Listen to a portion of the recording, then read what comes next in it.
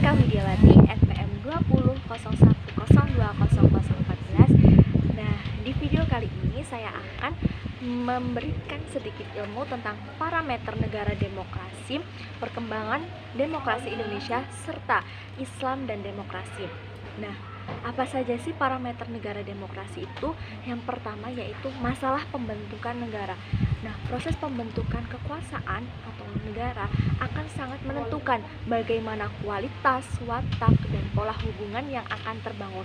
Nah, pemilihan umum itu dipercaya sebagai salah satu instrumen yang paling penting yang dapat mendukung proses pembentukan pemerintahan yang baik. Yang kedua yaitu dasar kekuasaan negara. Nah, masalah ini menyangkut konsep legitimasi kekuasaan serta pertanggungjawabannya kepada rakyat. Untuk yang selanjutnya yaitu susunan kekuasaan negara. Nah, susunan kekuasaan negara ini hendaknya dilakukan secara distributif. Karena untuk apa? Karena untuk mencegah terjadinya pemusatan kekuasaan dalam satu tangan. Nah, untuk yang selanjutnya yaitu masalah kontrol rakyat. Nah, kontrol rakyat di sini dilakukan agar kebijakan pemerintah itu sesuai dengan kehendak rakyat. Menurut Frad Magnus Sujeno, parameter demokrasi adalah yang pertama, negara terikat pada hukum. Yang kedua, kontrol efektif terhadap pemerintahan oleh rakyat. Yang ketiga, pemilu yang bebas. Yang keempat, prinsip mayoritas. Dan yang kelima, adanya jaminan hak-hak asasi manusia. Nah, untuk yang selanjutnya yaitu perkembangan demokrasi di Indonesia. Yang pertama, demokrasi parlementer tahun 1950 sampai tahun 1959. Masa demokrasi parlementer ini adalah masa di mana Indonesia baru saja terbebas dari konflik wilayah dengan pemerintahan Belanda dan mendapatkan kedaulatan. Nah, masa demokrasi parlementer ini memiliki ciri yaitu penggunaan sistem parlementer dan partai politik yang besar. Digunakannya Undang-Undang Dasar sementara tahun 1950 untuk menggantikan Undang-Undang Dasar dengan rancangan undang-undang yang baru, dan pemimpin pemerintah berupa kabinet yang dipimpin oleh Perdana Menteri. Untuk yang selanjutnya yaitu demokrasi terpimpin pada tahun 1959 sampai dengan tahun 1966.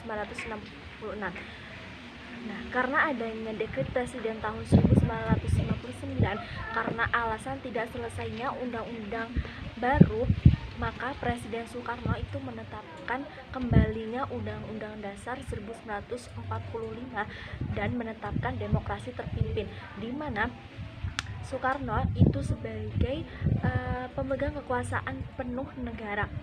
Dan pada tahun 1966 Presiden Soekarno mengangkat Soeharto sebagai penggantinya dengan Super Semar, itu surat perintah 11 Maret. Yang selanjutnya yaitu demokrasi Pancasila Orde Baru pada tahun 1966 sampai dengan tahun 1998.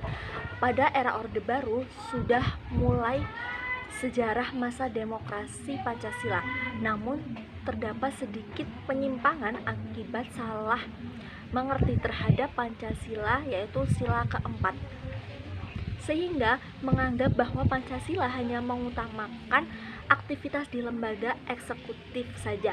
Inilah yang menyebabkan pada masa Orde Baru demokrasi Pancasila masih agak mirip dengan masa demokrasi terpimpin. Yang selanjutnya yaitu demokrasi Pancasila era reformasi pada tahun 1998 sampai dengan sekarang. Masa demokrasi Pancasila era reformasi inilah terjadinya penyempurnaan dari peraturan yang dianggap tidak demokratis dengan meningkatkan peran lembaga-lembaga negara, menegaskan fungsi dan wewenang pemerintahan, dan pembagian kekuasaan yang lebih merata. yaitu Islam dan demokrasi. Memperbincangkan hubungan Islam dengan demokrasi pada dasarnya sangat aksiomatis, sebab Islam merupakan agama dan risalah yang mengandung asas-asas yang mengatur ibadah, akhlak, dan muamalat manusia, sedangkan demokrasi hanyalah sebuah sistem pemerintahan dan mekanisme kerja antar anggota masyarakat serta simbol yang diyakini membawa banyak nilai-nilai positif. Secara umum, demokrasi itu kompatibel dengan nilai-nilai universal Islam seperti persamaan, kebebasan, permusyawaratan, dan keadilan. Akan tetapi, dalam dataran implementatif, hal ini tidak terlepas dari problematika. Sebagai contoh adalah ketika nilai-nilai demokrasi berseberangan dengan hasil ijtihad para ulama, seperti kasus tentang orang yang pindah agama. Menurut pandangan Islam berdasarkan hadis-hadis, yaitu man badala dinahu faqtuluhu. Nah, untuk melihat hubungan Islam dan demokrasi setidaknya harus dilihat dari sisi sistem, dasar-dasar politik, dan nilainya. Akan tetapi, jika demokrasi didefinisikan secara prosedural seperti yang dipahami dan dipraktekkan di negara-negara barat, maka demokrasi bertentangan dengan ajaran Islam. Nah, itulah tadi sedikit ilmu dari saya. Semoga bermanfaat untuk kita semua. Terima kasih telah menonton di channel YouTube saya. Saya akhiri. Wassalamualaikum warahmatullahi wabarakatuh.